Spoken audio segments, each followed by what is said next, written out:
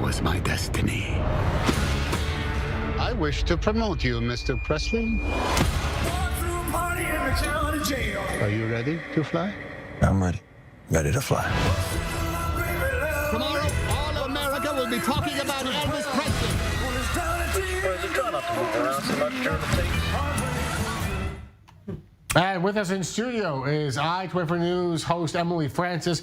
Emily, this is the first major Hollywood studio release about a movie of Elvis, the king of rock and roll. It took a long time. Interesting choices, right? With the casting, with the director, it's a bold vision for this project. And with Baz Luhrmann, you know everything is very fantastical. So it's very interesting that the director responsible for Moulin Rouge and Great Gatsby, would take on such an undertaking of Elvis, who clearly still lives. I mean, he would have been 87 in January, and he's been dead almost 45 years.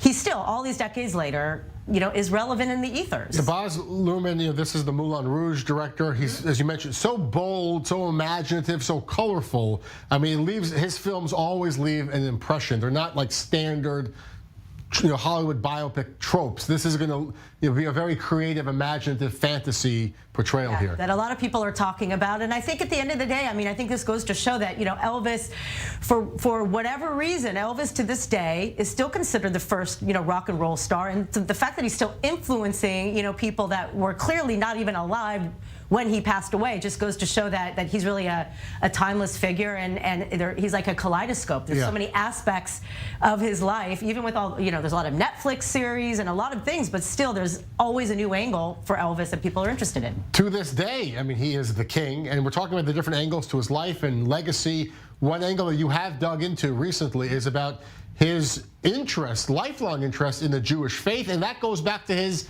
childhood as a young boy growing up in Tennessee. That's true, and it's funny, a lot of people, again, not aware of it. I interviewed a few months ago a woman named Roselle Chartock, who wrote a book, The Jewish World of Elvis Presley, and she went and she interviewed all of the people in his world, and it starts with a rabbi's family who, when they first moved from Tupelo to Memphis in an immigrant neighborhood, they lived downstairs from a Rabbi Fruchter, and here's what Roselle has to say about him being in their home on Shabbat.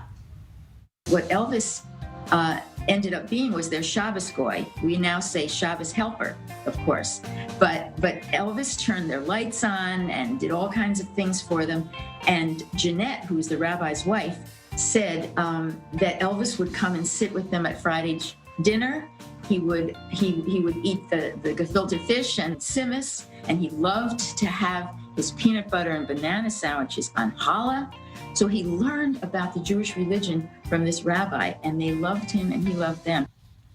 And as you explored, perhaps Elvis's interest in Jewish food and Jewish Shabbat traditions is because Elvis himself may have been Jewish. That's true. Jewish. As a matter of fact, his original maternal great-grandmother was a woman named Nancy Burdine from Lithuania, and Roselle not only uncovered it, but other authors in the past have uncovered it, and it is said that she sat him down when he was young, saying, we have Jewish blood, people don't like Jews, let's not talk about it with Dad, let's not talk about it with people.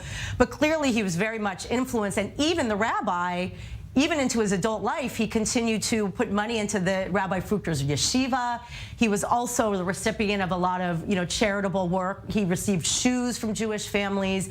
He was given free admission to the JCC. That's where he learned to play racquetball. He even gave money to the JCC. Donating money to the Jewish Community Center. Yeah, so he was really giving tzedakah. And throughout his life, very interested in Judaism and Jewish spiritualism.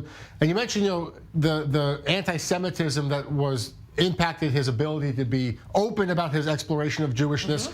This film, this new biopic, it kind of takes the angle of focusing Elvis's life through the prism of Colonel Tom Parker, this enigmatic, controversial, hyper-controlling but successful manager throughout Elvis's career. And Colonel Tom Parker himself had strong views on Jews and Jews' influence. That's right, and even Colonel Parker has been uncovered as well to have had anti-Semitic tendencies. I mean, even throughout Elvis's life, half of the Memphis Mafia were Jews. 8 of his most prominent songwriters were Jews, and also all of the Hollywood, his agent and the directors and the producers of the films that he did when he was the biggest movie star in Hollywood. Yep. And there's even a quote from Colonel Parker, who was apparently jealous of his friendships with his Hollywood. Losing control to these other agents. Exactly, these other and he said, you can't trust people in this town. There are Jews here, and Jews are going to take advantage of you.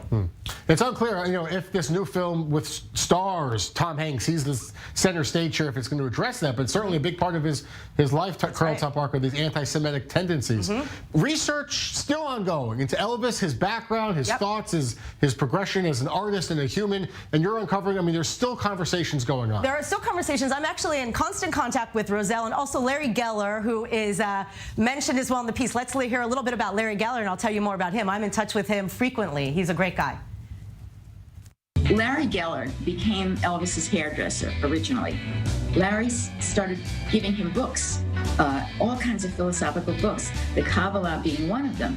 And he sat down with Elvis and he explained so many things to Elvis. Elvis was fascinated by the Kabbalah teachings. And he taught him about the meaning of Chai, and that's when he started wearing the Chai symbol. And he taught him about the meaning of his name, Elvis, El, God. Elvis loved learning. Yeah, and Larry Geller, he's in his early 80s. It turns out I've been speaking to him a lot. He went to high school, actually, the same high school as my parents in LA. But he, met Elvis. His relationship with Elvis started in the 60s, where he was not only his hairdresser, but he was, Larry was digging into spirituality, Buddhism, Judaism. And he met Elvis, and it was like an instant connection, because Elvis started opening up to him. Why me? Elvis had a twin brother named Jesse Garone. Elvis's middle name was Aaron. And even at the time, it was Larry Geller that went to the cemetery of Elvis's mom, and Elvis had him put a Jewish star on her grave, which is now at Graceland. So there's a Jewish star on his mother's grave to this day. And Larry Geller was a very prominent influence in Elvis's spiritual life.